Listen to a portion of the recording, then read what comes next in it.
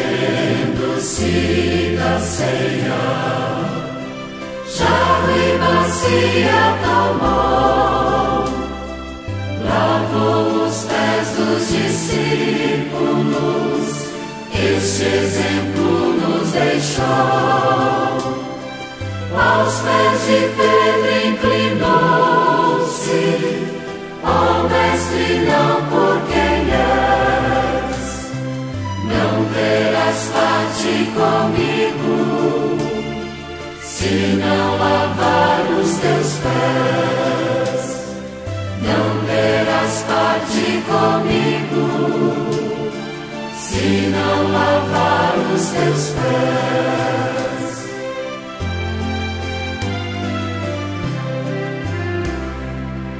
És o Senhor, tu és o Mestre, os meus pés não lavarás.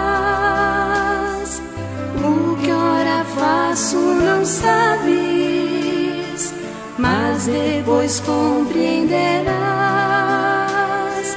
Se eu vosso Mestre e Senhor, vossos pés hoje lavei. Lavai os pés uns dos outros, eis a lição que vos dei.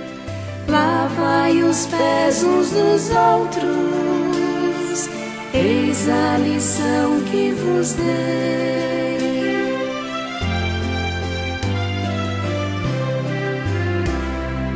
Eis como irão reconhecer-vos como discípulos meus, se vos amais uns aos outros, disse Jesus para os céus.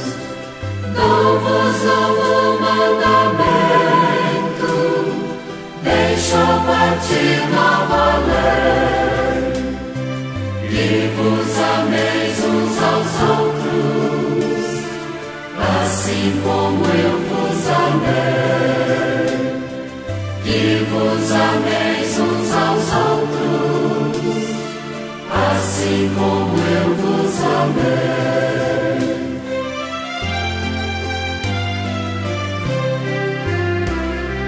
Jesus erguendo-se da ceia, jarro e bacia tomou, lavou os pés dos discípulos, este exemplo nos deixou.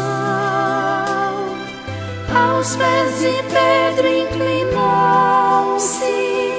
ó Mestre, não por quem és, não terás parte comigo.